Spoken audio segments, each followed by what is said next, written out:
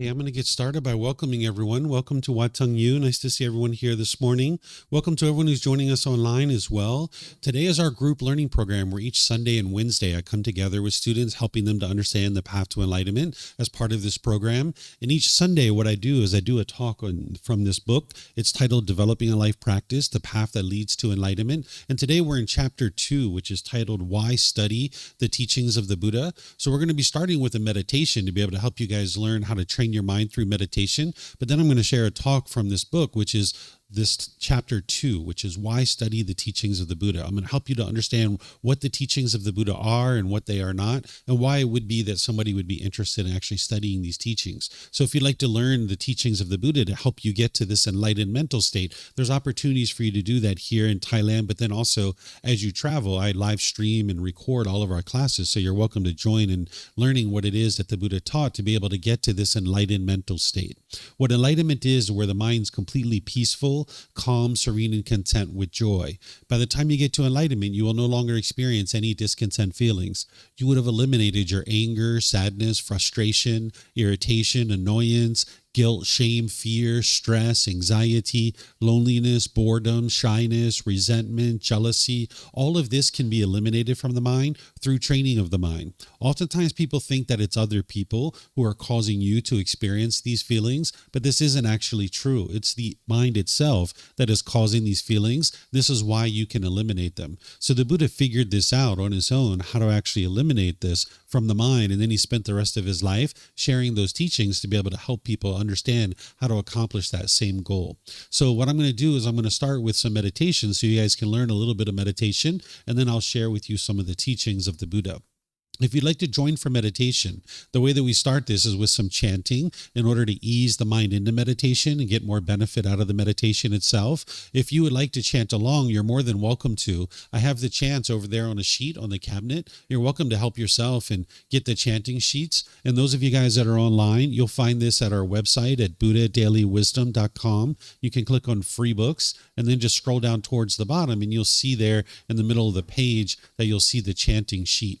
So during the lifetime of the Buddha, he used chanting as a way to help his students remember his teachings. Every 2 weeks, his students would come together and they would recite his teachings orally because they didn't have books, audiobooks, videos, podcasts, things like this to be able to help them to study the teachings 2,500 years ago. So he used recitation of the teachings or chanting where students would be able to listen to him teach and then they would recite his teachings orally in order to be able to commit them to memory. So you can see from the origins of chanting that this isn't a rite, ritual, ceremony, worship, or prayer, or anything like that. If you're seeing any of those kinds of things associated with the teachings of the Buddha, those aren't the actual teachings of the Buddha. He never taught any rites, rituals, ceremonies, worship, or prayer. Instead, he's teaching you to train your mind. So we use these in order to help ease the mind into meditation and get more benefit out of the meditation itself. So you're welcome to chant along, and you'll see your meditation will go much better for you. If you read the English translations, you're going to see a lot of appreciation, gratitude, and respect for the Buddha. And because of this, I don't think the Buddha even created these chants himself, because the Buddha wouldn't have walked around and said, here, chant these chants to me out of respect for me, right? This would be ego or arrogance if somebody did that. And by the time you get to enlightenment, you've eliminated the ego and it's no longer there. So as an enlightened being, he wouldn't have had an ego. But if you learn from a teacher how to move from anger, sadness, frustration, and all these other discontent feelings to the peaceful and joyful mental state that is enlightenment, and this teacher didn't want anything or expect anything from you, they were just helping you out of the kindness of their heart, you'd probably have a lot of appreciation, gratitude, and respect for that person too. So that's why I think these chants actually came from his students, either during his life or after his death. So you're welcome to chant along, and you'll see that it'll help you in your meditation. After the chanting, I'm going to come in with some guidance to be able to teach you how to meditate while we're actually meditating. You'll hear me kind of guiding you for a period of time. Then there's going to be a period of time of quietness where we're all just meditating. Everybody here at the temple and anyone who's joining online will just all be meditating at the same time. Now, during this period of time of quietness, I'm sure you're going to hear occasional sounds. You might hear a car go by, a dog barking, a bird chirping. There might be someone here that coughs or sneezes. This is all normal. If you're in meditation with a craving for permanent silence, when you hear a sound, you will cause your mind to be annoyed or frustrated. That's what's causing the mind to experience these feelings, is it's craving permanence while you live in an impermanent world. You're not going to be in meditation and never hear a sound. It's not possible for that to occur. You're going to hear sounds, but what you need to be able to do is train your mind to be unaffected by this impermanence, because these sounds arise, they change, and they fade away. So if you're in meditation, understanding the world is impermanent, and you hear sounds, you're like, oh, the world's working exactly the way it was intended to work, which is full of impermanence. So you're going to hear different sounds as you're meditating, and you can be at ease and be peaceful in your meditation when you're hearing that, if you don't have a craving for permanent silence. Then after that period of time of quietness, we'll come out of meditation with some more chanting. And then that's where I'll start today's class, helping you guys to understand this topic of why study Gotama Buddha's teachings. Then in terms of your body position, there's 4 positions for meditation. There's seated, lying, standing, and walking. The Buddha taught all 4 of these positions, and you would learn them at different times as part of your journey to enlightenment. It's kind of like assembling a tool belt, and you use these different tools as part of your journey to enlightenment, because your body can't be in the same position permanently. You're going to need these different positions at different times. So oftentimes students are learning in the seated position. So I'll give you guys some guidance on the seated position, and then you can learn these others in the various courses and retreats that we share. In terms of the seated position, you could be sitting on the floor, maybe in a chair or a bench or a sofa or a wheelchair. You can sit however you like. There's not just one fixed way to actually sit, because again, that would be permanence, and we live in an impermanent world. All of our bodies are different, and you're going to find different things to be comfortable. So what I'm going to share with you are just suggestions or recommendations for you to consider, but you can sit however you like. There's not just one way to sit. You can sit in using the ways that I'm recommending here, or you can find something on your own, as long as the body's comfortable. You're not interested in it being painful, and you're not interested in being luxurious. You would like it to be comfortable in the middle. So if you're on the floor, you might be sitting with some cushions under your rear. This will kind of help soften your seat a bit. And if you're going to bring your legs together in the cross-leg position, you might just choose to do that lightly. Whereas if they're real tight, it can impede the circulation and cause pain in the lower body. Some people like to put their legs off the mat. This gets your hips up in the air, and it lessens the angle at the hips, the knees, and the ankles, allowing the circulation to flow. The Buddha put his right hand over his left with his thumbs together, and he put this into his lap. If this is comfortable for you, you could use it. But again, it's not about everyone doing it the same way. There's other options here as well. Some people like to put their palms on their thighs or their knees. Some people put their palms up. Some people rest their hands comfortably in their lap. So you can put your hands and arms wherever you like. The same thing's true for anybody who's in a chair or a bench or a sofa or a wheelchair. You can also sit however you like. Some people like to put their feet flat on the floor or lightly cross at the ankles, but you can see me sitting in a chair here with my legs crossed. So this is an option for you as well. And then you can put your hands and arms wherever you like. In terms of your upper body, it's helpful if this is erect, with the sternum up and the shoulders back. It'll help keep your mind attentive and alert during the meditation. What meditation is a dedicated, active, purposeful training session where you're eliminating certain unwholesome qualities from the mind, and you're cultivating certain wholesome qualities in the mind. So you'd like the mind to be attentive and alert during the meditation. Whereas if you were slouched like this, the mind would have a tendency to be dull or lethargic. But if you were real rigid, the mind could be overactive or uptight. So you'd like the upper body to be in the middle, with the sternum up and the shoulders back, because not only will it keep the mind attentive and alert so you can actively train it, but it also make it easy for you to breathe in through the nose and out through the nose. So again, I'm going to do some chanting to ease into meditation. You guys are welcome to join in, and then I'm going to come back in with some guidance afterwards.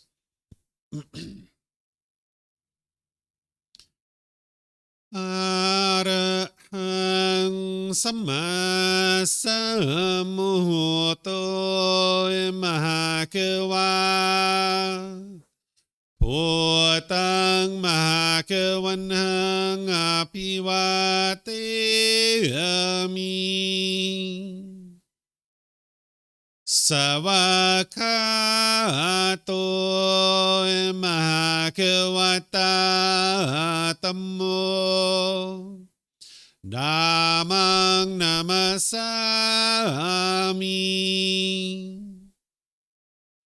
Supatipano Mahakavato สาวกสังโฆสังฆังนามามินะโมตัสสะภะคะวะโตอะระหะโตสัมมาสัมพุทธัสสะนะโมตัสสะภะคะวะโตอะระหะโตสัมมาสัมพุทธัสสะนะโมตัสสะภะคะวะโตอะระหะโตสัมมาสัมพุทธัสสะอิติปิโสมะหะคะวะอะระหังสัมมาสัมพุทโธวิชาจารนังสัมมุโนสกาโตโรกาวิตุอนุเตโรปุริสาดามาสติสัตตาตาวามนุสรังพุทโธภาควาติ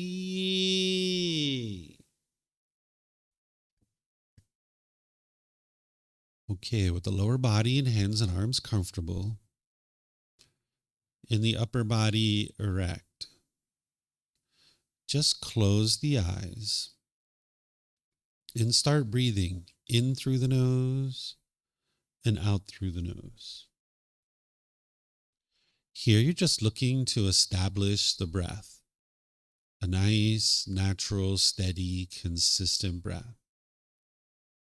Not forced or controlled, just a gradual inhale through the nose, experiencing the full breath. And then, whenever you're ready, exhale out through the nose. Breathing in and out.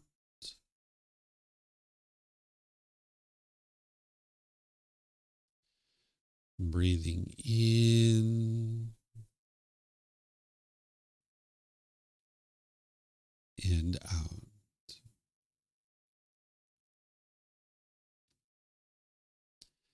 Your breath may not match up with the guidance that I'm providing, and that's okay. This is your practice. I'm just here for guidance. You can use this voice as a reminder that whenever you get to the next inhale, breathing gradually through the nose, developing a nice, natural, steady, consistent breath. And then whenever you're ready, exhale out through the nose, experiencing the full breath. Breathing in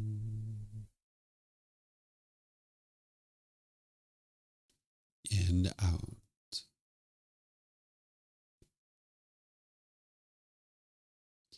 Breathing in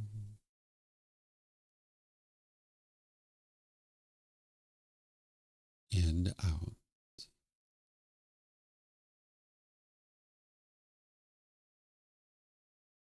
With the breath well established, start fixating the mind on the breath, either the sound of the breath coming into the nose or the sensation of air moving over the skin into the nose. The breath is the present moment. Fixate the mind on the breath, the present moment. Breathing in and out. Breathing in and out.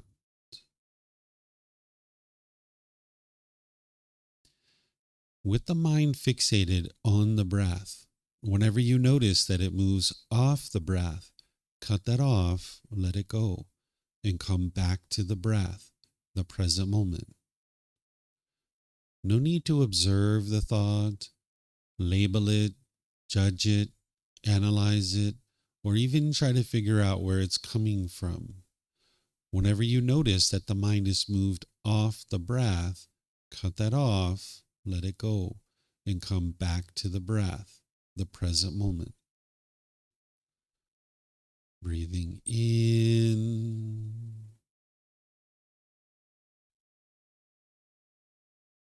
and out.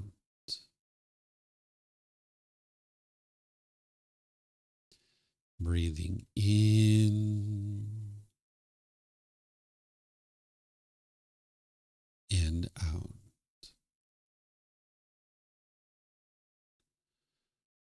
I'm going to be quiet now and let you do this work of focusing on the breath, cutting off and letting go anytime the mind moves off the breath. You have nowhere to go. There's nothing to do. No one needs you right now. This is your time to focus on the breath. Breathing in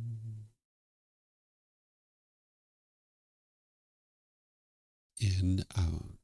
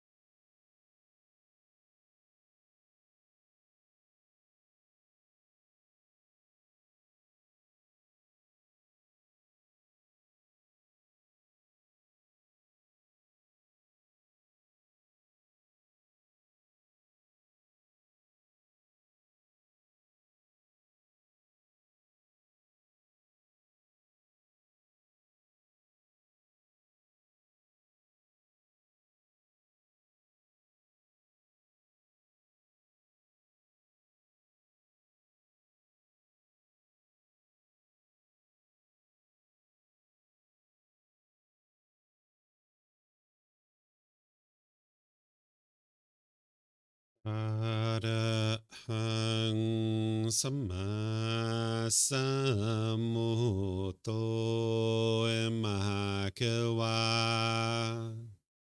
พุทธังมหาเขวันหังอภิวาเทมิสวากขาโตมหาเขวตาธัมโมธัมมังนามัสสามิสุปฏิปันโนมหาเขวโตสาวกสังโฆสังฆังนามามินะโมอะระหะสะภะคะวะโตอะระหะโตสัมมาสัมพุทธัสสะนะโมอะระหะสะภะคะวะโตอะระหะโตสัมมาสัมพุทธัสสะนะโมอะระหะสะภะคะวะโตอะระหะโตสัมมาสัมพุทธัสสะอิติปิโสมหาเขวาอะระหังสัมมาสัมพุทโธวิชาจารนังสัมมุโนสกาโตโรกาวิตุอนุเตโรปุริสาดามาสติสัตตาตาวามนุสรังพุทโธภาควาติ Okay, if you guys would like to slowly make your way out of meditation. Once again, good morning. Nice to see everyone here. Sawadee krap. Nice to see everyone. Good morning. Welcome to everyone online as well. As I was sharing, today's our group learning program where I'm going to help you guys to understand some of the teachings of the Buddha. And as I go, you guys are welcome to ask any and all questions that you like, because I'm going to be pausing a few times. And as you guys would like to ask questions here at the temple, we have microphones in the middle of the room and a white bowl. If you could just come get a microphone, bring it back to your seat, press the gray button, you'll see the lights come on, and you can just hold this up to your chin and we'll be able to hear you here at the temple, and they'll be able to hear you online as well. If you speak here without a microphone, they won't be able to hear you online. Then you can keep these microphones with you because you might have more than one question, or someone around you might have a question and you can just share it with them. And then if you're not using it, if you could turn it off, that'll be helpful so we don't get feedback through the speakers. And then anyone who's online, whether you're in Facebook, YouTube, or Zoom, you can ask questions by putting that into the comment section, or in Zoom, you can electronically raise your hand, unmute your microphone, and ask any and all questions that you like that way. So there's this mental state called enlightenment. This is what the Buddha figured out how to attain. What enlightenment is where your mind's completely peaceful, calm, serene, and content with joy. The mind can be trained to the point where it no longer experiences any anger, sadness, frustration, irritation, annoyance, guilt, shame, fear, stress, anxiety, loneliness, boredom, shyness, resentment, jealousy. You're doing this through training of the mind and uprooting certain pollutions that the Buddha figured out that are in the mind. There's these certain pollutions that need to be uprooted and eliminated out of the mind. And he figured out the tools and the techniques of how to actually do this.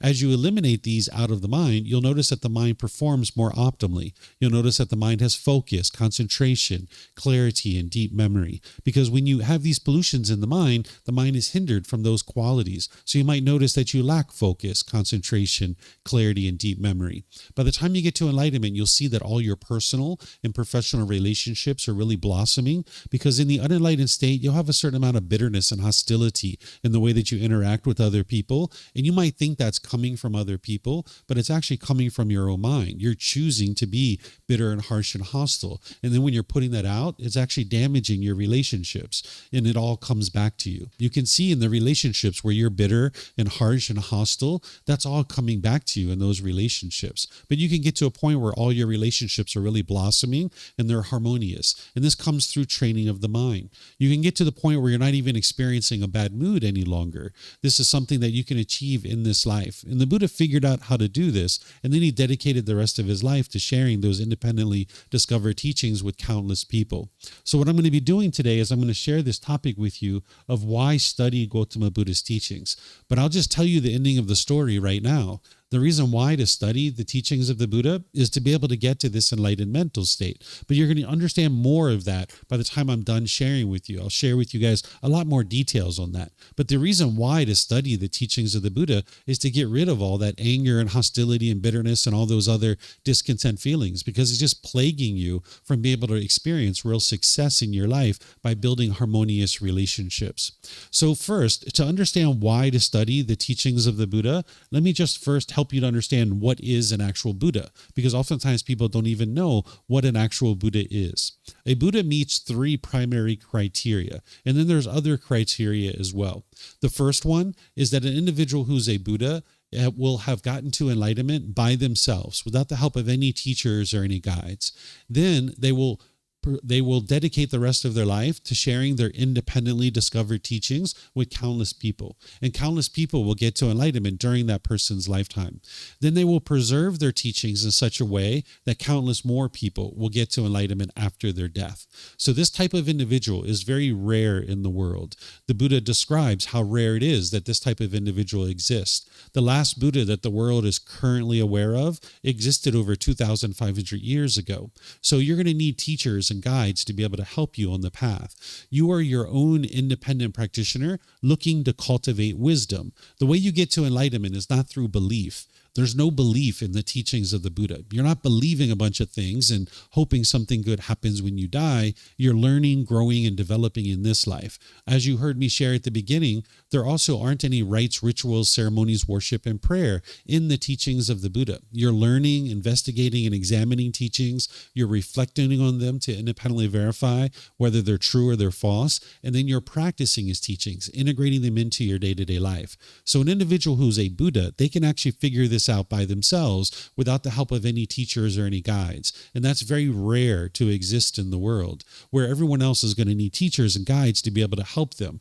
where a teacher is kind of like a tour guide pointing out for you the things that you need to learn and understand, but it's you that's doing the work. You're not a follower. You're not a devotee. You're an independent practitioner looking to seek wisdom and understand the world around you. And the Buddha's teachings are going to help you to be able to understand how to accomplish that. So these are the three criteria, the primary criteria of what make a Buddha a Buddha. Now, there's some places that will tell you that everybody is a Buddha, or that you have Buddha nature, or that you can attain Buddhahood. This isn't actually true. This isn't what the Buddha taught during his lifetime. But you'll hear people today that will actually say those kinds of things. You can see in the original words of the Buddha, in his original teachings, that he shares how rare it is that a Buddha exists in the world. There's some other criteria of what makes a Buddha a Buddha. They have a profound memory. Even in the unenlightened state, they have a deep, profound memory where they can remember countless details about their current life and then their past lives too. Now, even this cycle of rebirth and the 5 realms of existence that the Buddha taught, this is independently verifiable. Right now, you might not have the wisdom of how to do that, but all the Buddha's teachings are independently verifiable. So a Buddha, an individual who's going to become a Buddha, they have a profound memory. They can remember countless details about their current life and their past life, and this is how they actually get to enlightenment without the help of any teachers or any guides, because they accumulate that wisdom to the point where they can actually figure out how to get to enlightenment. Where an average individual has a limited capacity. Like if you think about your childhood, you just have spotty memories. The reason why is because you have a certain limited capacity to your memory. You might think of it like a hard drive on a computer. A hard drive might have 500 gigabytes or 1 terabyte. And when you fill up to capacity, you need to delete old files in order to store new files. And this is what the mind does of an average human being, is that when they reach capacity, they need to delete their old files in order to store new files. That's why in the last 5 or 10 years or so, you can probably remember most of the things that you've been up to in the last 5 or 10 years. But if you think back to your childhood, you just have spotty memories because you've had to delete those files in order to store these new files. An individual who's a Buddha doesn't have that. They're going to have an unlimited capacity to remember countless details about their current life and their previous lives as well. They also can quickly determine the condition of a student's mind by just spending time with that person. There are certain pollutions that a Buddha understands that are in their own mind, and then they've worked to eradicate that. That's why their mind is now experiencing enlightenment. But they can see those same pollutions in the mind of their students. And as they observe those, they can actually offer them teachings to be able to help them to eliminate those out of the mind. An individual who's a Buddha doesn't just go around and give unsolicited guidance to people. They only help people who are interested in their help. But this is one of the abilities that they have, is to be able to observe the quality of a student's mind. And this is one of the reasons why they can help countless people get to enlightenment. And then one of the last qualities is that a Buddha is going to be a living, breathing, walking example of their teachings. Whatever they teach, they're going to be practicing those same things as well. Because an individual who's a Buddha understands that they're teaching not only through their spoken words, but through their actions as well. This is one of the ways that a student actually learns the path to enlightenment, is through observing their teacher. So a Buddha is going to be a living, breathing, walking example of their teachings so that their students can learn how to function in the world as an enlightened being. So these are the main criteria of what makes a Buddha, and we refer to this individual as a fully, perfectly enlightened one. The reason why is that the average person can get to enlightenment, and they will experience those qualities that I was talking about that comes along with enlightenment, but they're not fully, perfectly enlightened. Because if you learn from a teacher who's not a Buddha, you're going to be learning things that aren't necessarily the path to enlightenment. You'll actually get to enlightenment where you won't experience anger, sadness, frustration, and all those other feelings. But there's going to be a few things that you learn that you actually are practicing that didn't contribute to your enlightenment. And you'll still do those things because maybe out of respect for your teacher, or you just don't realize that those things didn't contribute to your enlightenment. So by the time an individual gets to enlightenment as a Buddha, they don't have any of that extra baggage still around because they don't have any teachers or any guides. If they try a certain meditation and it's working to improve the condition of their mind, they know that that's part of the path to enlightenment. But if they try a certain meditation and it doesn't work to improve the condition of their mind, they know that that's not part of the path to enlightenment, and they will discard it. So by the time they get to enlightenment, they understand the path very clear. And that's why they then dedicate the rest of their life to illuminating that path and making it clear for other people of exactly how to be able to get to this enlightened mental state. So this is what a Buddha is. And as I mentioned, we refer to this person as a fully, perfectly enlightened one. So now, to understand why to study the teachings of the Buddha, I'm going to share with you what the teachings of the Buddha are, and then I'm going to share with you what the teachings of the Buddha are not, so that way you can look at it and you can understand why you might decide to study the teachings of the Buddha or not. It's up to you. It's your choice. Nobody's here to convince you to study the teachings of the Buddha. It's your personal choice of whether or not it's something that you're interested in doing. So the teachings of the Buddha, what they are, is a path to attaining enlightenment in this life through purification of the mind. It's through training of the mind, and you're purifying the mind of these pollutions that the Buddha discovered. As an individual does that, they'll experience this mental state of enlightenment either during this life or at death. This is accomplished through gradual training, gradual practice, and gradual progress. Oftentimes people think that the Buddha sat under a tree, he meditated, and then instantly got to enlightenment. This isn't actually true. That the Buddha doesn't talk about that. He actually says he did not attain enlightenment instantaneously. But unfortunately, a lot of people in the world don't study with his original teachings, so therefore there's all kinds of misunderstandings in the world. You can see he makes it very clear that it's gradual training, gradual practice, and gradual progress. And you know this to be true because everything you've ever done in life has been that way. whether it's to learn how to read, write, or speak a certain language, it was gradual training, gradual practice, and gradual progress. Or maybe there's some certain special ability you have in terms of your profession. And as you do that profession, you're getting more and more proficient at that as you've been training. It's been gradual training, gradual practice, and gradual progress that's leading to this growth and development of you being able to apply that special skill. So the enlightenment is the same way. You're going to need gradual training, gradual practice, and gradual progress. It took the Buddha 6 years to get to enlightenment. He was working on getting to enlightenment from the age of 29 to the age of 35. And by the time he got to 35, he had actually attained enlightenment. And this mental state is a permanent mental state, that by the time you get to this mental state, your mind will never regress backwards. It would be physically impossible for you to ever experience anger, sadness, frustration, or any of these other discontent feelings by the time you get to enlightenment. So like I mentioned, all these feelings are completely eliminated. The anger, sadness, frustration, irritation, annoyance, guilt, shame, fear, stress, anxiety, loneliness, boredom, shyness, resentment, jealousy. You've uprooted the causes and conditions that are producing those feelings to occur. You'll notice that you have this high degree of focus, concentration, clarity, and deep memory because the mind's performing optimally by the time you get to enlightenment. You'll notice that you have deep wisdom about the world, about things that other people don't understand about the world, because the Buddha teaches you these natural laws, and the mind in the unenlightened state is unaware of these natural laws. When we talk about awakening to enlightenment, what we're talking about is cultivation of wisdom. So by the time you get to enlightenment, you will have deep wisdom about the world around you and how your mind functions that other people just don't have. You'll notice that you'll be polite, kind, friendly, and respectful to everybody and anybody. Well, right now, you might find that to be difficult. There's probably certain situations where you're impolite, unkind, unfriendly, and disrespectful. And you might think that those people deserve that and that they're the ones who are causing you to do that, but it's not actually true. This is coming from your own mind and your own choices. And it's very unwise to go around the world and be impolite, unkind, unfriendly, and disrespectful. But the mind doesn't understand that in the unenlightened state, and it's incapable of doing that. But by the time you get to enlightenment, you'll be able to be polite, kind, friendly, respectful to everybody and anybody in the world.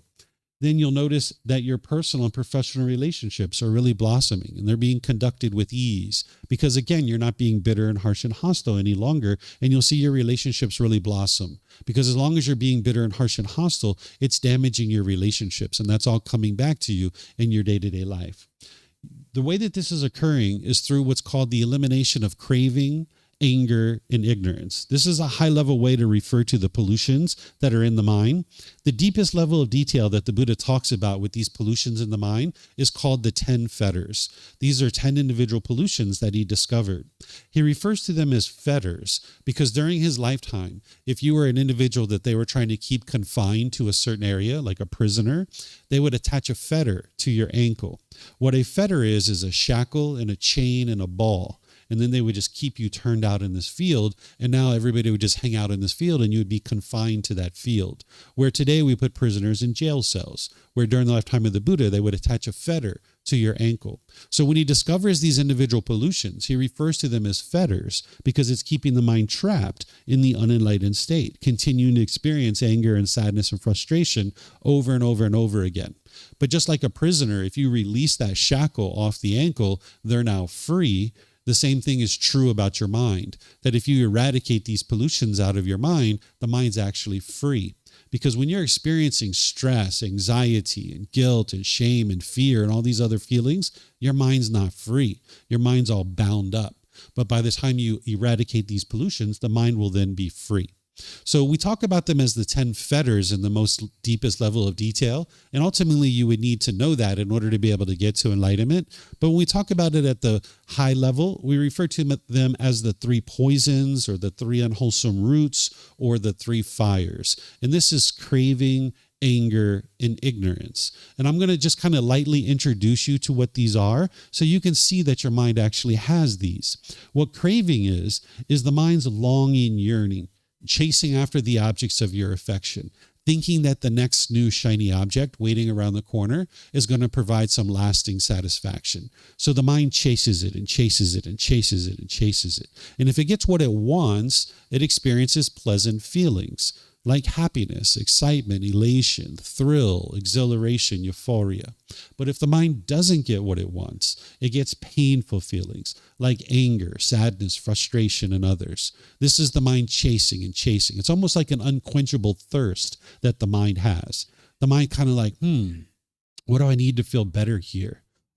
More money. That'll fix everything. Let me get some more money. So the mind will chase after money for a while. And if you get what you want, you'll be happy and excited. But if you don't get your money, you'll be sad or frustrated because your mind's not getting what it wants. It craves permanence. But even if you get that money, after a few months, that happiness wears off and you end up right back in the anger and frustration again. And then you're like, what do I need to feel better here? A new boyfriend, a new girlfriend. That'll fix everything. Let me get one of those. And now you'll chase after that for a while. And maybe you'll get that boyfriend or girlfriend and you'll be really happy. But then that kind of wears off too, right? You start to end up arguing and being bitter and hostile and harsh with each other because the mind's not getting what it wants. And then the mind's like, what do I need to feel better here? I know what I'll do. I'll go to Thailand. That'll fix everything. Let me go to Thailand, right? And now the mind might chase after that for a while. So the mind is looking for satisfaction externally, and it thinks that the next new shiny thing is going to provide lasting satisfaction. So it chases it and chases it and chases it. So again, if the mind gets what it wants, its cravings, desires, its wants, its expectations are fulfilled, it gets happy. But the problem with that is it's conditional. It can only be happy when it's getting what it wants. So if you're happy when it's sunny outside, that means when it rains, you'll be sad or frustrated. Or if you get really happy when your bank account balance is up here, you'll be sad or frustrated or angry when it goes down here. Or any number of different things. Say you get a brand new car. You might be so happy with it. But when it gets a scratch, you're angry or frustrated. This is the mind craving permanence, wanting things in the world to be permanent while you live in an impermanent world. So again, that anger can arise when you're not getting what you want, when the cravings aren't getting fulfilled. And when this anger is arising, the mind doesn't understand that it's its own cravings, desires, attachments that's producing this anger. The mind will firmly believe that it's something external that's causing your anger and frustration. You might think it's your parents or your siblings or your life partner, your children, or your boss who is annoying you or frustrating you. But this is actually coming from your own mind where you're having craving for permanence, wanting things to be permanent. So as long as the mind's anger is coming up and this painful feelings are being experienced, you'll tend to push people aside or you'll push away the situation. This is called aversion, where you might have pushed away people, friends, or family out of your life, thinking that that's going to solve the problem. But you can see that that didn't solve the problem because you still get angry, you still get frustrated. If this person was the true cause of your problem, when you push them away, you'd be peaceful and joyful from that point forward. Or the second thing you'll do when you don't understand that this craving is the true cause of your anger and this anger is arising is you'll tend to be bitter and harsh and hostile to people through your intentions, your speech, and your actions. Because the mind's not getting what it wants. It's not getting its cravings fulfilled. So therefore, it feels like if I can fear this other person into doing things my way, then I'll get what I want. And now the mind will experience those conditioned, pleasant feelings. So now you might be bitter and harsh and hostile to people through your intentions, speech, and actions. It's almost like an animal growling and roaring at another animal. Or the third thing you might do when you don't understand that it's your own cravings that's causing these painful feelings is you might start putting your expectations on people and trying to pressure them or control them into doing things your way. Again, the mind's trying to get its cravings fulfilled. So not only are you maybe doing this, but other people might be doing this to you too, where they're pushing you away. They're being bitter, harsh, and hostile to you, or they're putting their expectations on you. And as long as an individual is doing this, you can't actually live harmoniously with all beings because the mind is being unskillful here and it's damaging your relationships. So with this craving and anger in the mind just keeps experiencing these difficulties over and over and over again. And the reason why this is happening is because of the third unwholesome root or the third poison. Oftentimes people translate this as ignorance, but I tend to not use that because I know the Buddha wouldn't have used that word. Instead, the way you might think about it is the unknowing of true reality. because the word ignorance is a derogatory word. It's a demeaning word. The Buddha wouldn't have referred to anybody as ignorant. Instead, he would have said things like confusion or misunderstanding or lack of wisdom. The mind has this unknowing of true reality, that it just doesn't understand what it doesn't understand. So this unknowing of true reality is that the mind lacks wisdom of the natural laws in the way that the world truly works. And because of those lack of wisdom, the mind continues to crave and it continues to have anger, firmly believing that these feelings are coming from something external. So while we call it craving, anger, and ignorance, it's really because of ignorance that craving and anger continues in the mind. But remember, the teachings of the Buddha aren't based in belief. So you can't believe what it is that I'm sharing with you right now. You need to independently verify what I'm sharing with you so that you know that it's true. Look at your life. Look at a recent time when you've been angry or frustrated or irritated or annoyed.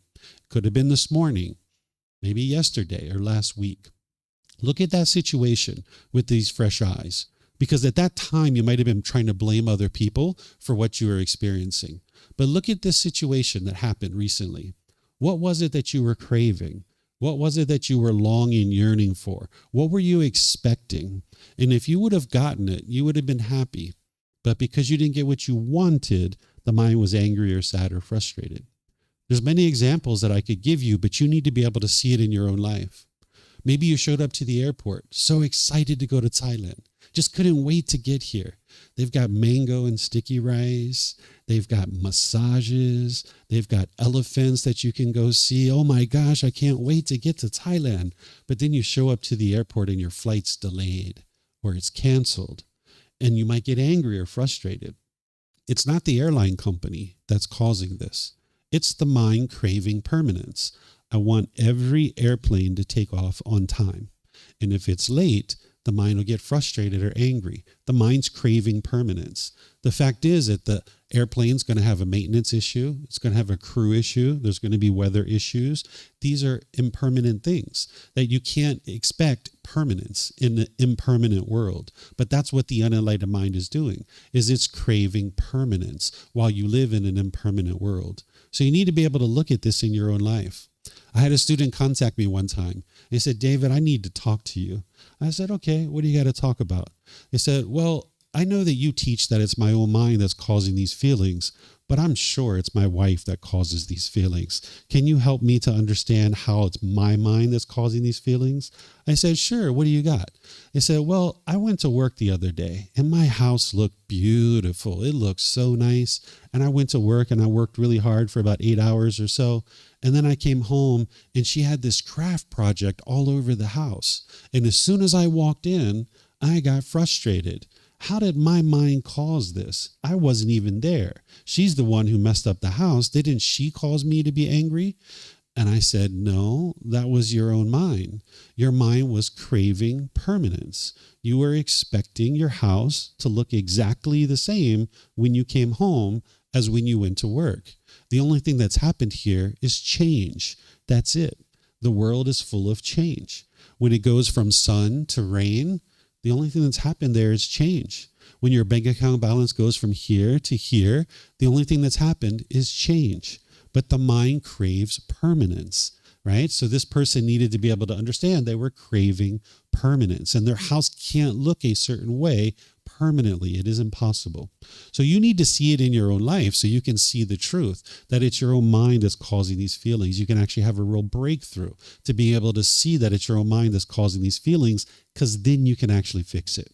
You don't need to feel guilty or shameful about this. Every being who's ever been born experiences the same thing, even the Buddha himself, right? So by you seeing what the true source, the true cause of the problem is, now living with wisdom, you can actually fix it. And that's what the teachings of the Buddha are helping you to do.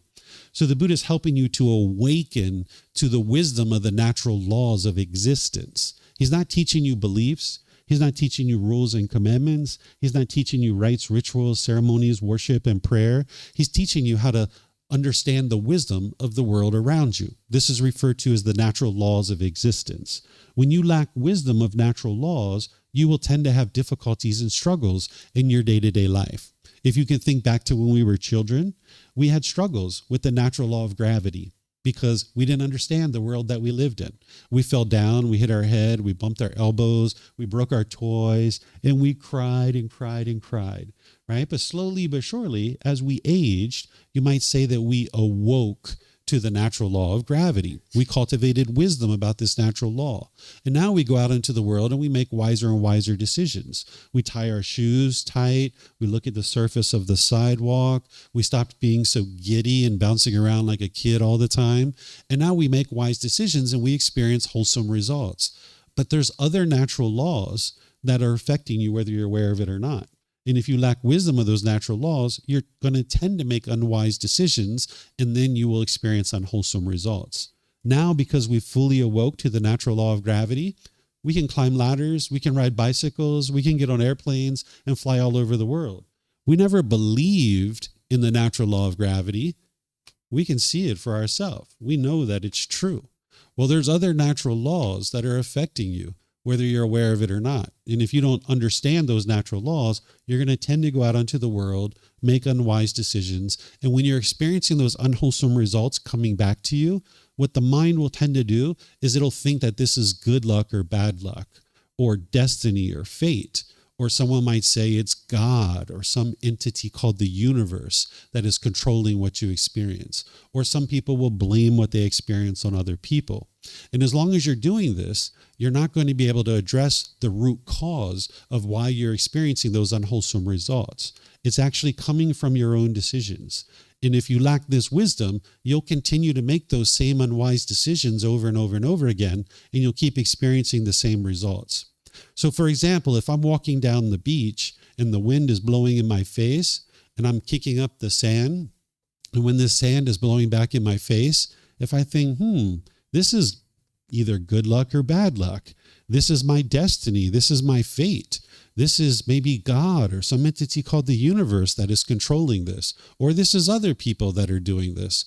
Well, I'm just going to keep on walking down the beach and kicking up sand. I never get to change my decisions. Because if there's anything that you don't particularly care for that's going on in your life, all you need to do is cultivate wisdom, make different decisions, and you will experience different results.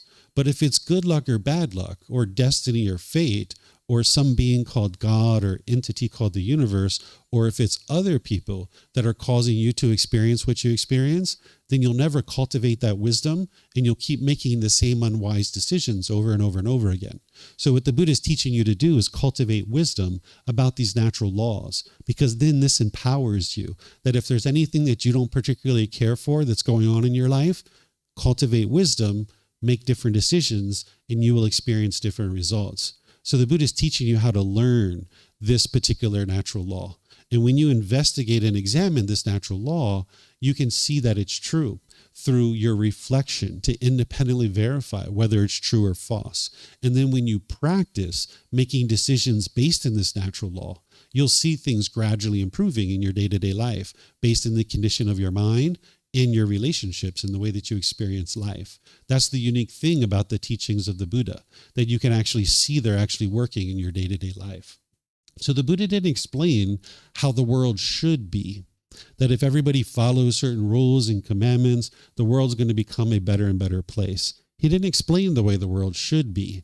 He's explaining to you the way the world is. And by understanding the way the world is, now you can navigate the world more peacefully. But when you go out into the world and you're experiencing stress and anxiety and all these other difficulties and struggles, this is just the mind lacking wisdom about the world that you live in.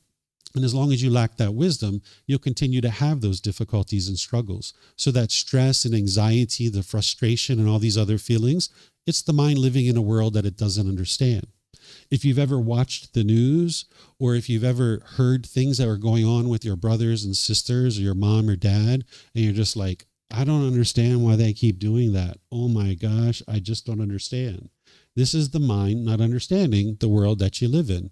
But what the Buddha is helping you to do is awaken to the wisdom of these natural laws so that you can understand the world that you live in. And now you can navigate it more peacefully with the wisdom of these natural laws. So what you're doing is understanding how the world is through training the mind and experiencing complete peace through the acquiring of wisdom to understand these natural laws. And then you'll be able to navigate the world. The Buddha's teachings are timeless. He spoke very clear, very concise, and very precise. You don't need to interpret his words. You don't need to figure out what he's saying. He's fully, perfectly enlightened. So he speaks very clear, very concise, and very precise. You'll see this, that he teaches in a way that's timeless. Now, he did teach what's called the cycle of rebirth and the 5 realms of existence: the hell realm, the animal realm, the afflicted spirits, human realm, and the heavenly realm. Now, these things are independently verifiable. You might not have the wisdom of how to do that right now, but in our book series that I share, these 13 books, in volume 11, chapter 105, I share 17 different criteria of how to independently verify this. Right now, you might be believing you only have one life, but you don't have any evidence that you only have one life. It's just something that you're believing at this point. But when you look at all the evidence, you can actually independently verify that the cycle of rebirth is true. But what I suggest to people when they're first getting started on the path to enlightenment is to set this aside, that it's not something that you need to independently verify right now, because there's core central teachings that the Buddha shares that you'd really like to just focus on those to get started. But just understand that he did teach these things for a reason. The reason why he taught these things is, first of all, because it's true. This is what's actually happening. But as you're training your mind and you're lifting these pollutions out of your mind, you might actually start having vivid memories of your past lives. If you start having these vivid memories of your past lives, it could really shake you up if you didn't know what that was. So let's just say you were having vivid memories of being murdered, right? Well, you know that's not in this life, right? And you just kept having these recurring memories of being murdered over and over and over again in your mind. Well, if you have those vivid memories and they keep resurfacing over and over and over again, and you didn't know that they were from a past life, it could actually disturb you, right? So if you understand like, that's just past life memories, I can just put that aside, no big deal. Now you can be stable and steady in your mind.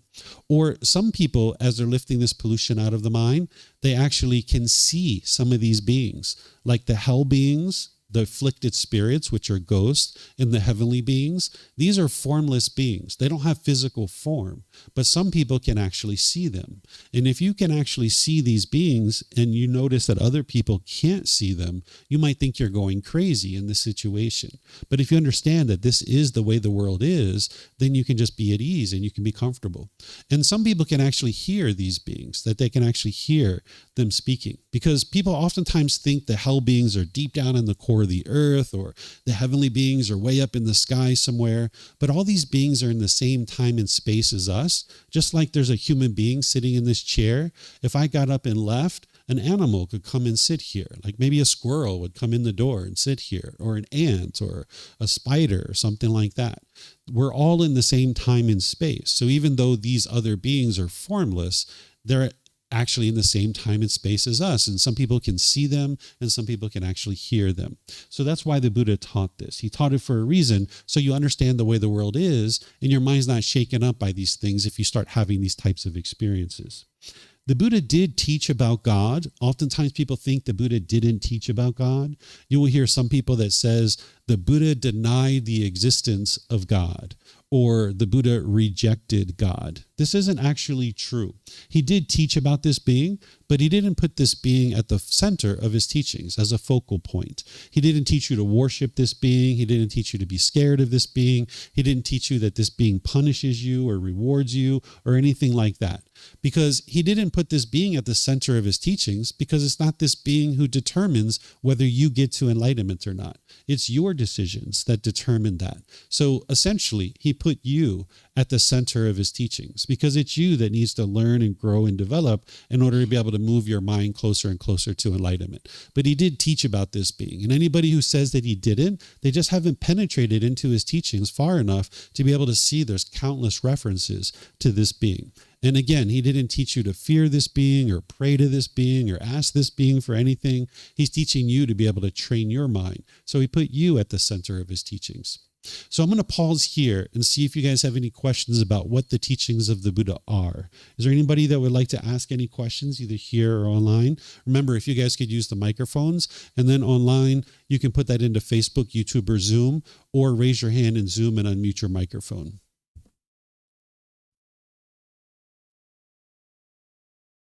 No questions? Okay. So now let me share with you what the teachings of the Buddha are not. Actually, there was one more thing. Sorry. I thought that was it. This is more about what the Buddha's teachings are.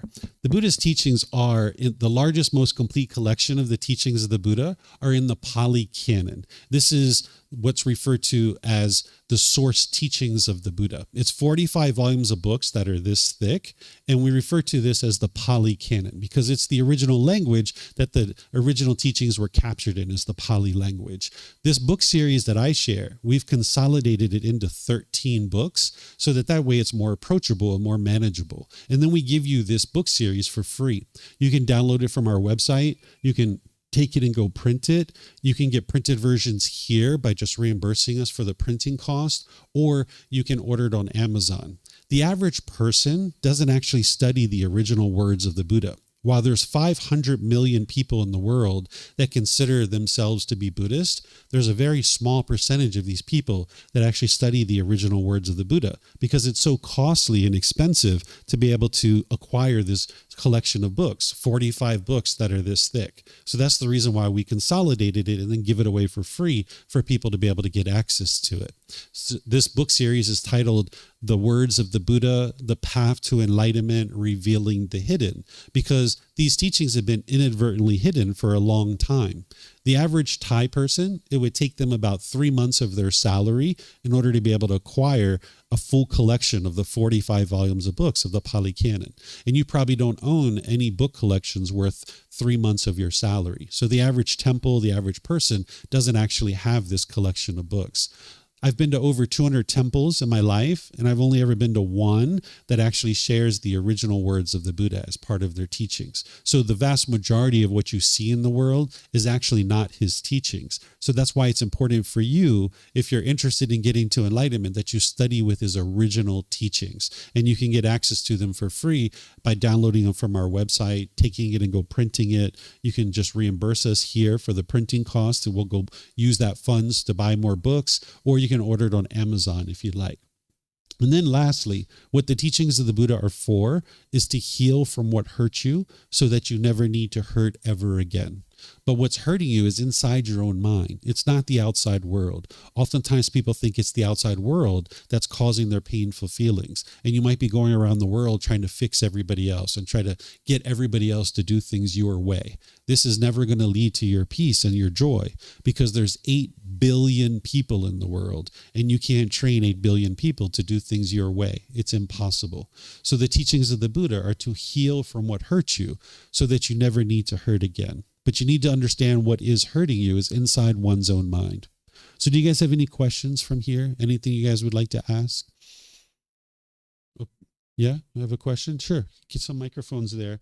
While you guys are getting that, I have a question coming in Zoom here. Actually, I have a few questions. Rachel is asking, is the heavenly realm also impermanent? Yes.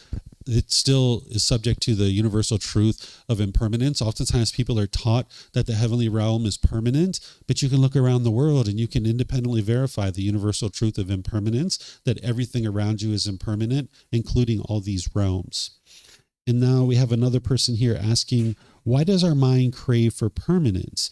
Does the Buddha mention about that? Yes, the reason why it craves permanence is because of its lack of wisdom, that unknowing of true reality. The mind doesn't understand the world is impermanent, so therefore the mind, because of its lack of wisdom, its lack of training, it continues to crave permanence. And that's why the very first teaching of the Buddha is to be able to help you see that the world is impermanent and things are constantly changing, because you see how silly it is that the mind actually does this. So because of that lack of wisdom, because of the unknowing of true reality, that ignorance or confusion or misunderstanding, the mind continues to crave permanence when it actually lives in an impermanent world. Yes, you guys have a question? Yeah, can you hear me? Yeah. I have a question regarding if everything is related to the mind. If everything is related, what? To the mind. If it's our mind what is creating the problem. Mm-hmm. When we need to change the environment to support the mind, not to support our way to enlightenment, or we can blossom everywhere, or how do we know there? Yeah, Yeah, so there's nothing in the outside world that is required in order for you to get to enlightenment.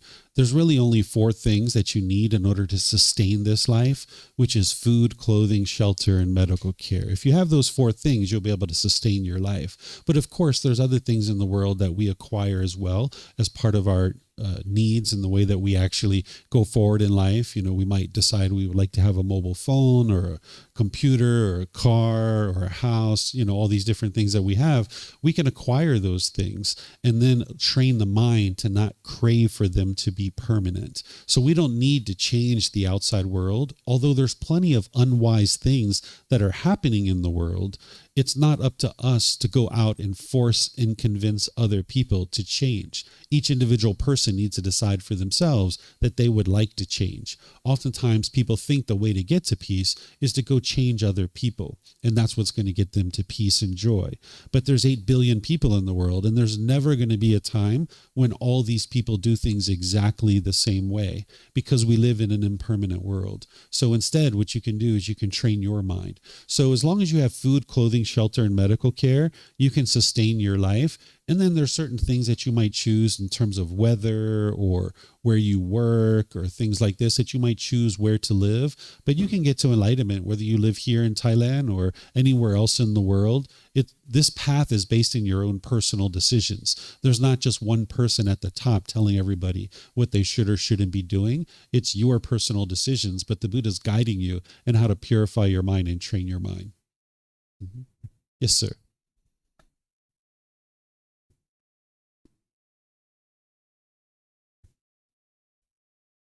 It's just, if you just press the button, you'll see the lights come on. You just need to be patient with it.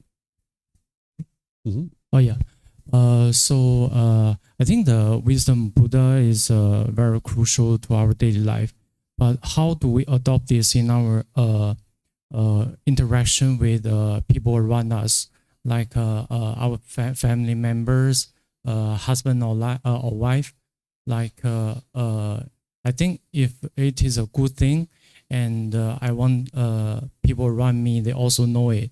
How do I persuade them or let them know the benefits of the wisdom and meditation? Sure. The first thing you need to do is learn the teachings for yourself. If you don't know the teachings for yourself, you can't be of help to anybody whatsoever. So the core central teaching of the Buddha is called the Eightfold Path. I'm going to be teaching this tomorrow as part of a course. There's a course next week, Monday through Friday from 9 a.m. to 3 p.m. It's called Harmony in Relationships. And this course is available to everybody. There's never any fees for anything that we do here that you can learn in this course, where you can learn how to build harmony in all your relationships. And the very first teaching that I'm going to share on Monday morning, tomorrow morning, is called the Eightfold Path. This is the core central teaching of the Buddha that you need to learn in order to understand how to train your mind. So once you do this for yourself and you're developing your mind for 6 months, a year, 2 years, you're going to see significant improvement. I've seen some students that come here and learn with me just for 2 days. And on the third day, they come in and they're already talking about how they're noticing that their mind is functioning more peacefully. Maybe they got a certain email, and normally they knew that they would get upset and angry or feel guilty or shameful with that email. And now they got that email and they can see their mind doesn't experience that any longer. So you need to first learn for yourself. And then once you learn and you see that these teachings are actually working, because you'll see that they actually work, they lead exactly where he said they do, to this enlightened mental state. Then if you would like to share it with other people, you can, but you need to be sure you're not doing that with unsolicited guidance. When you just kind of push something into somebody's life, this is coming from the mind's ego, the conceit, the mind's craving, that the mind's wanting other people to do the same things as you. So you need to be really skillful in the way that you present this to people. So the way that I've done this in the past is like maybe my sister's struggling with a certain problem. And I'll say, wow, sister, the Buddha actually has this really great teaching that would help you in this situation. And then I just pause and see what she says. And if she says, really, what is that? And then I will share it with her. But she's actually never done that, right? So I've actually done this like maybe 2 or 3 times over several years. And she's never said, really, what is that teaching? So I just don't say it anymore. But then about maybe 6 months or a year ago, she contacted me and she's like, David, they were talking about Buddhism the other day in the office, and I was helping them to answer their questions. And I was like, really? How did you do that? You've never studied Buddhism before. She's like, oh, I've been reading your Facebook posts and I've been learning through your Facebook posts. And I was like, oh, okay. I didn't realize that you were doing that. Right. So everybody needs to approach these teachings on their own terms, and you never know what they're going to do. So for me, I was offering it to my sister, but that's not the way she was interested in learning it, right? Maybe she's my older sister, so maybe she doesn't see me as a teacher, right? So she was interested in reading Facebook posts, and that's how she decided to learn. And that was her choice, right? So you can't push it on somebody and you can't force it on somebody, because when someone tries to force you to do something, what do you usually do? Yeah, you refuse, you resist it, right? So even though you know, like this, you'll get to a point where you know this is the very best thing that's ever happened for you, is to learn and practice these teachings. You can't push it on other people. You need to just skillfully invite them to be able to learn, and then let them make the choice that's best for them. Mm-hmm. Yes. I think your mic's not on yet.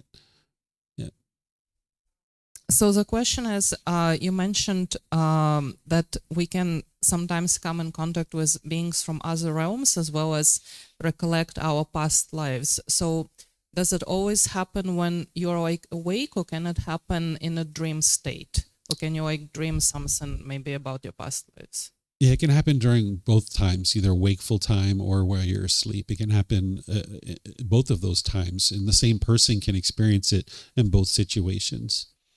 Mm-hmm. Yes, ma'am.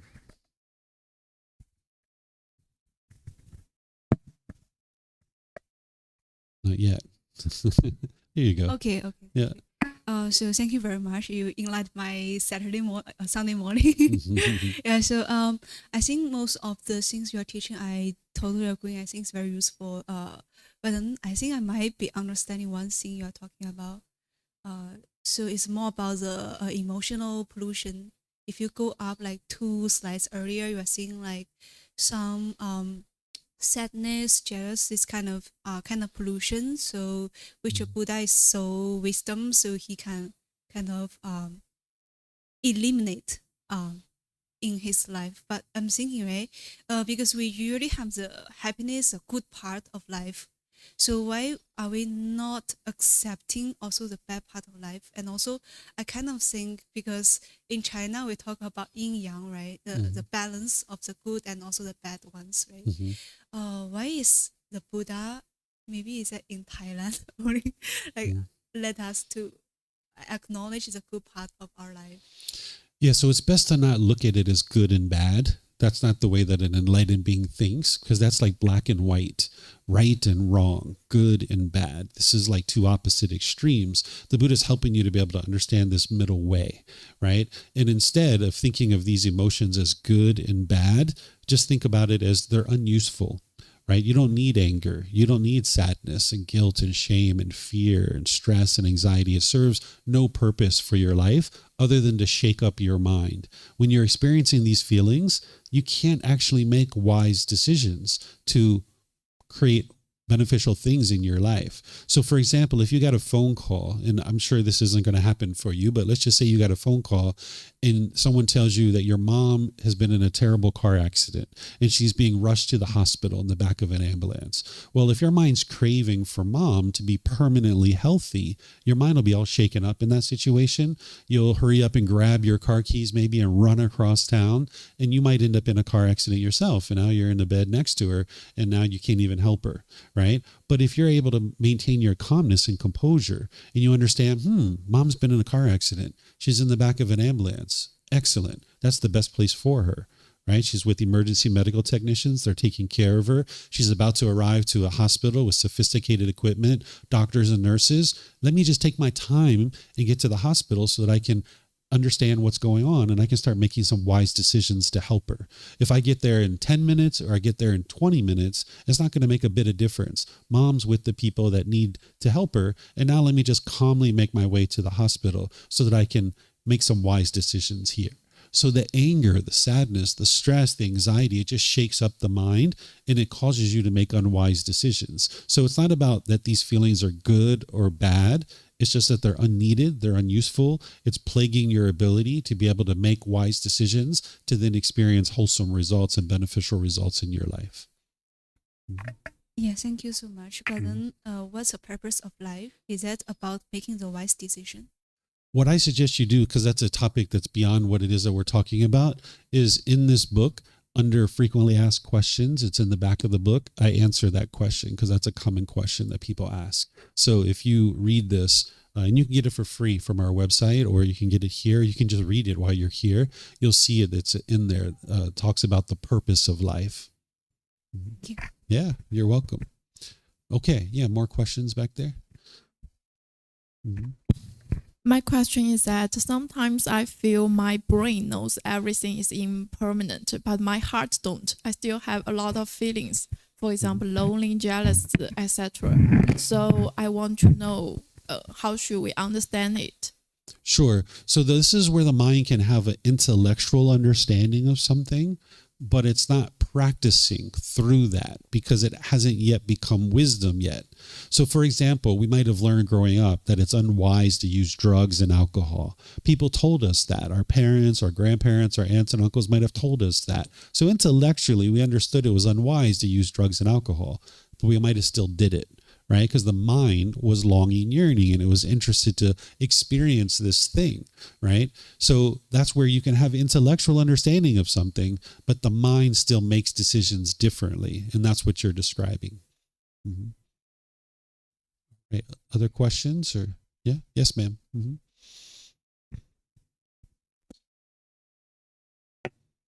It's on. Sounds like it's on. Yeah. Oh, there you go. Thank you for your teaching. My question is, do you have any private technique to that can change your mind from a chaotic state to a peace state, like a song or a word, something like that? Yeah, everything that I share it publicly, so I don't like keep any special secret training just for the people who ask questions. I share everything in the books and audiobooks and classes and courses and videos and things like this. Tomorrow morning is where I'm going to share the Eightfold Path. And I do this multiple times a month, and it's been recorded many times on our YouTube channel, on our Facebook group, in our books and audiobooks. You can learn this teaching, and that's what you really need to learn. That's the core central teaching.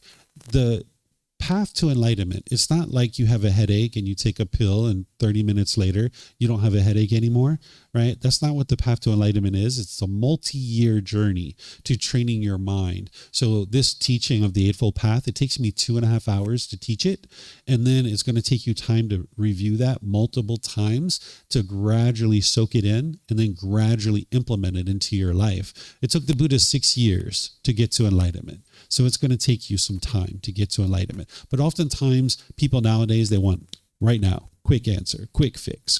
That's not what you're asking me, but a lot of times people will want that, right? It doesn't exist. There's nothing in the world that's going to change this mind in the snap of a finger. But if you commit yourself to learning and growing and developing with this path, you'll see that it works. And the beauty is that it's a permanent solution. So while it took the Buddha 6 years to get to enlightenment, from the age of 35 to the age of 80, he experienced peace and joy for the rest of his life for 45 years. So it's kind of like climbing a mountain. You enjoy the fresh air and you enjoy the view, and you never have to come back down. That's essentially the way it is to be able to experience this enlightened mental state, because your mind will never regress backwards once you actually attain this mental state. Okay? All right. So now I'll just share with you guys shortly what the teachings of the Buddha are not. The teachings of the Buddha are not a collection of beliefs, doctrine, concepts, opinions, views that will produce a pleasant afterlife if you believe in them, and an unpleasant afterlife if you don't believe in them.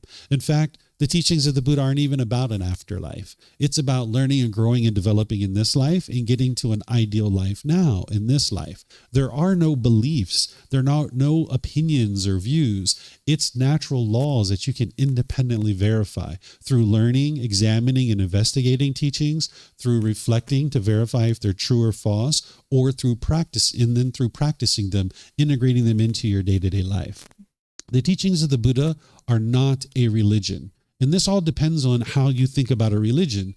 But for me, I don't think of them as a religion. The Buddha didn't get to enlightenment and say, aha, I discovered a new religion. That's not what he did. He said, I discovered a better way of life. Because this way of life, experiencing stress and anxiety and all these other feelings, that's not a very helpful way to live life. So he discovered this better way of life of being able to train your mind.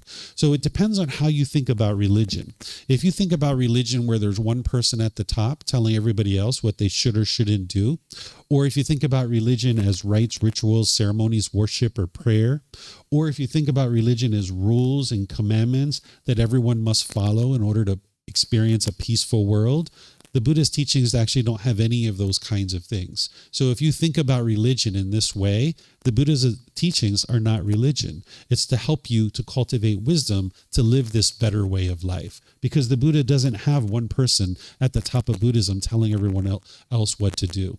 There are no rites, rituals, ceremonies, worship, and prayer in his teachings. If you've been exposed to those kinds of things, those aren't his actual teachings. And there's plenty of temples, plenty of ordained practitioners that are out there doing those things, but that's because they're not studying with the original words of the Buddha.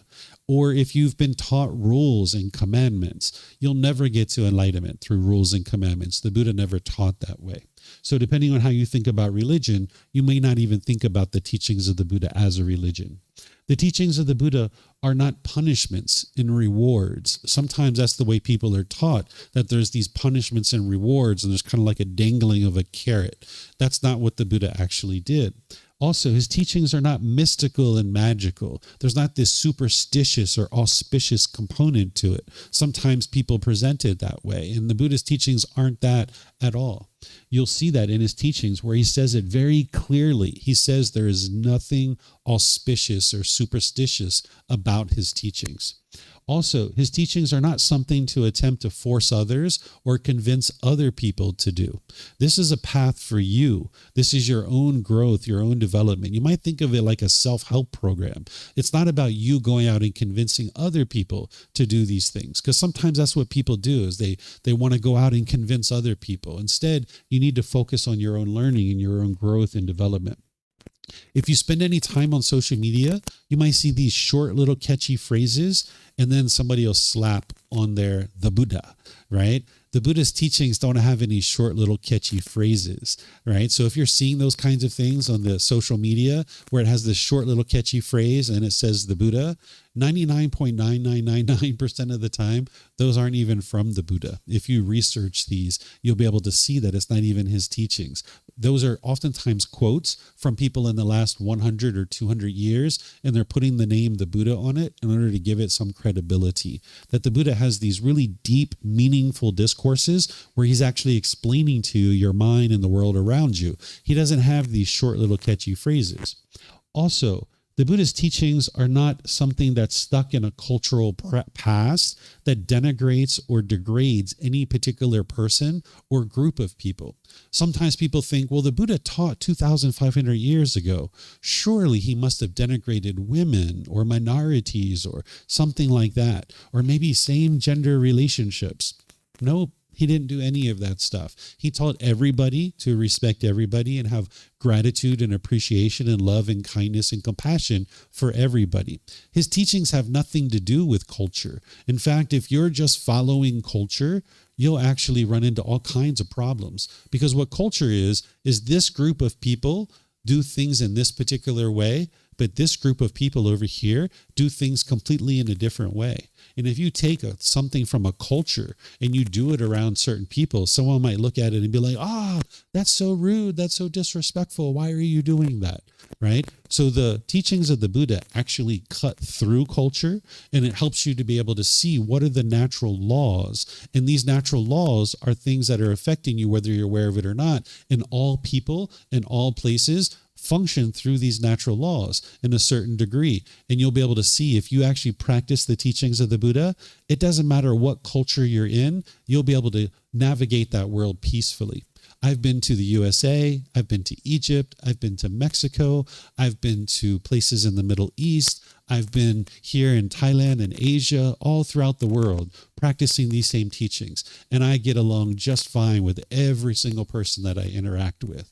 Of course, here in Thailand, it's Sawadee Krap, right? Or if you're in the Middle East, or when I was in Egypt, it was Assalamu alaikum, right? So you're going to change your vocabulary and your language a little bit, but you're still being polite, kind, friendly, and respectful to everybody that you're around. And this is a natural law. This is a universal way of interacting in the world. And you'll see that it produces wholesome results for you. So you'll never see the Buddha denigrate women or minorities or any group of people like this whatsoever. If you're seeing those kinds of things, those aren't the teachings of the Buddha. I know that there's a temple here in town that sometimes people come and they say, why is it that women can't go into that particular temple? Well, that's probably not a temple that you're necessarily interested in going to anyway, because the Buddha never taught that women are excluded from any particular event or any type of learning. He welcomed all people, and he taught everybody to love and have kindness and compassion for everybody. So if you see people that are excluding people like that or having rules and commandments, then you know it's not the teachings of the Buddha. As some of you guys were gathering here this morning, some of you guys were asking me, is it okay to do this? Is it okay to do that? Is it okay to do this? And my response was, there's no rules here, right? It's not about me imposing on you what you should or shouldn't do. You do whatever you're comfortable with. There's no rules here. You can wear whatever clothes you like when you come here to see me. You can sit however you like. You can sit in a chair. You can sit on the floor. I've had some students come here and lay down and take a nap while I'm teaching. Hey, if that's what you'd like to do, this is a community center. You can use this space however you like. There's no rules or commandments here. It's up to you to make whatever decisions that you like for your life, and then you experience the results of those decisions. It's not up to me to impose on you how you should or shouldn't be. Those are decisions for you to make. So the teachings of the Buddha aren't stuck in this cultural past. So do you guys have any questions on what the teachings of the Buddha are not? Nothing? Okay. And I don't see any questions here online either. So I'll just end with this here. The teachings of the Buddha are to heal from what hurt you so that you never need to hurt ever again. That's the reason why to study the teachings of the Buddha. That's what this chapter 2 is all about. Why study the teachings of the Buddha?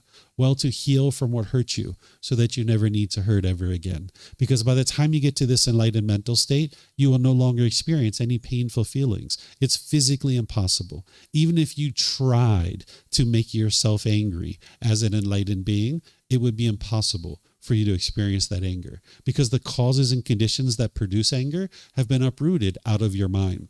So there's a better way of life here for you, and it's up to each individual to choose if they would like to actually learn that better way of life. So his teachings are to heal from what hurt you so that you never need to hurt ever again. But what's hurting you is inside your own mind. It's not the outside world. So I'm going to end here by just thanking all of you guys for joining. Thank you for your interest to learn and understand the teachings of the Buddha. Thank you for everybody who's joining online as well. If you guys would like to learn more, there's plenty of opportunities for you to do that. In fact, today, right after this class, I'm going to be leaving and going to another temple. They invited me to come teach over there. You're welcome to actually come if you like. Because yesterday was Valentine's Day, at 1:30 today, I'm going to be teaching a topic of true love. What is true love? Because in the unenlightened state, oftentimes people misunderstand what is love. If you're falling in love with people and out of love with people, you don't yet understand what true love is. And as long as you're not understanding what true love is, you're not going to actually be able to practice true love. So therefore, if you're not practicing true love, you're not going to be able to experience true love either. So if you'd like to come with me, or if you'd like to meet me over there at that temple. The temple is called Wat Tung. It's about 15 or 20 minutes outside the city. It's a forest temple. It's kind of like a park where there's lots of trees, and it's a big, huge plot of land. It's very large. I'm going to be headed over there. So if anybody would like to go, you're welcome to meet me outside at the tables. When I finish up here, I'm just going to come outside and see who would like to go. I have a car with a couple of spots. Some of you guys could even ride with me, or I can help you to organize transportation to go over there if you like. So there's going to be an event over there. They're having a big event today, and they invited me to come over to be able to share this talk. So I'm going to be doing loving kindness meditation over there, and I'm going to teach what is true love so that you can understand what it is, so that then you can practice it and you can experience more and more love in your life. Tonight at 6:30 here, I'm going to be doing meditation with students and then opening up to any and all questions that you'd like to ask. At 9 o'clock tonight, I'm going to be teaching here the same topic that I just taught. So today is a full day of teaching. If you guys would like to learn, you're more than welcome to. And then tomorrow, I'm going to be starting a course called Harmony in Relationships from 9 a.m. to 3 p.m. If you'd like to learn any part of that, you're welcome to come and go as you please. You can come for a portion of that course or the entire course. It's really up to you. And as you guys travel, you can attend classes here, or you can actually attend through our live stream, and you can even watch our recordings on YouTube and other places like that. All these details you'll find on our bulletin board over there, or you can look on our website at buddhadailywisdom.com, and you'll see the details there. So thank you all again for choosing to come learn the teachings of the Buddha, and perhaps I'll see you guys in a future class. Be well and take care. Sawadee krap. Sawadee krap. Zai jian. You're welcome.